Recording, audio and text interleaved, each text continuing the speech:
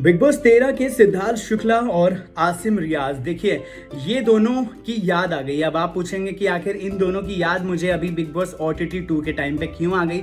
देखिए big boss OTT 2 के time पे याद इसलिए आ गई है क्योंकि अविनाश सचदेव और अभिषेक मल्हान यानी कि फुकरा इंसान को देखकर देखिए यही वाइब्स आ रही हैं। दोनों को देखकर ऐसा ही लग रहा है कि ये लोग कांटे की टक्कर देने वाले हैं एक दूसरे को, क्योंकि दोनों ही बड़े ही स्ट्रॉन्ग हेडेड हैं, बहुत ही स्ट्रॉन्ग ओपिनिएटेड हैं और दोनों ही एकदम ऑपोजिट डायरेक्शंस में चलते हैं। एक अगर ईस्ट बोल रहा है तो दूसरा वेस्ट बोलेगा, अगर एक नॉर्थ जा रहा है तो दूसरा साउथ जाएगा। तो दोनों का जो कैरेक्टर्स हैं, दोनों की जो चीज़ें हैं वो ऐसी ही निकल कर सामने आ रही हैं। दोनों एक दूसरे से बहुत ही ज़्यादा टफ कंपटीशन वाली वाइब्स दे रहे हैं।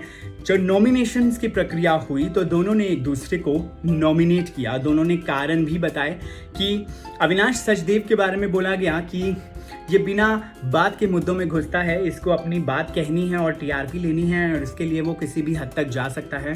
ये सारी बातें फुकरा इंसान यानी कि अभिषेक मल्हान ने कहीं अविनाश सचदेव के लिए, और दूसरी तरफ अविनाश सचदेव ने कहा देखिए कि ये इसकी बातें समझ में नहीं आती हैं और ये फालतू की चीज़ों में घुसता नहीं है और इसकी बातें भी समझ से परे रहती हैं और बातें भी इसकी समझ नहीं आती। देखिए दोनों बहुत ही ज़्यादा स्ट्रॉन्ग हैं, दोनों ही स्ट्रॉन्ग हेडेड हैं और दोनों की पर्सनालिटीज़ कुछ हमें याद दिलाती है सिद्धार्थ शुक्ला और आसिम रियाज के बारे में। आप देखिए उनकी दुश्मनी दोस्ती सब कुछ फेमस था। कुछ लोग होते हैं बिग बॉस के घर में जो आपसे पता नहीं होता कि आपसे उनका क्या टिफ है, क्या फाइट है, कुछ भी नहीं होता। बस वो वाइब्स के ऊपर डिपेंड करता है कि अगर आपकी वाइब्स मैच कर जाती हैं या नहीं। तो दोनों की वाइब्स तो बिल्कुल मैच नहीं कर रही है अविनाश और अभिषेक की। हालांकि अगर मैं देखूं तो अभिषेक मल्हान बहुत ज़्यादा सिंसेयर लग रहे हैं, फुकरा इंसान बहुत ज़्यादा सोच समझ के और समझदारी वाली बातें मतलब एक ऐसी बातें करते हुए नज़र आ रहे हैं जिसमें थोड़ी सी समझदारी नज़र आए। अनलेस बाकी के घर वाले जो समझदार होने का प्रिटेंड कर रहे हैं लेकिन वो इतने समझदार लग नहीं रहे हैं। एक्सपीरियंस्ड लोग हैं काफ़ी ज़्यादा, लेकिन वो ज़्यादा समझदार नहीं लग रहे और उनके आगे फुकरा इंसान तो बहुत ज़्यादा समझदार लग रहे हैं। मुझे लगता है कि अभिषेक मल्हान बहुत आगे जाने वाले हैं डेफिनेटली और शायद जीत सकते हैं इस सीज़न को, क्योंकि जिस हिसाब की क्वालिटीज़ और अभी तक मैंने उनमें देख ली हैं, जिस हिसाब से चीज़ें हैं वो पूरा विनिंग मटेरियल हैं। फुकरा इंसान के बारे में मैं बात कर रहा हूँ, क्योंकि जहाँ उन्हें बोलना होता है वो बोलते हैं, जहाँ नहीं बोलना होता वो नहीं बोलते। पूजा भट्ट ने भी जब वो इंसिडेंट को कोट किया था कि उठाया था उस मुद्दे को कि टॉयलेट वाले मुद्दे को, और वो जो टॉयलेट सीट वाला मुद्दा था जिसमें पुनीत सुपरस्टार ने बहुत मेसी और बहुत ही एक ऐसी सिचुएशन, एम्बैरेसिंग सिचुएशन कर दी थी जो कि इवन वहाँ के लिए नहीं बल्कि देखने में भी बड़ी एम्बैरेसिंग थी। उस सिचुएशन को भी अभिषेक मल्हान ने बहुत ही सिंसियरली हैंडल किया। मतलब वो एक कंक्लूजन पर लाना चाह रहे थे सबको, वो सब में सॉर्ट आउट कराना चाह रहे थे कि चलिए ठीक है अब तो ये हो गया है, अब जो हो गया है वो हो गया है, अब आगे की बात करते हैं। मतलब कि आगे क्या, मतलब आगे अब क्या करने वाले हैं, हम इसको सॉर्ट करेंगे या ऐसे ही हम क्रिप करते रहेंगे और चिल्लाते रहेंगे और चीखते रहेंगे।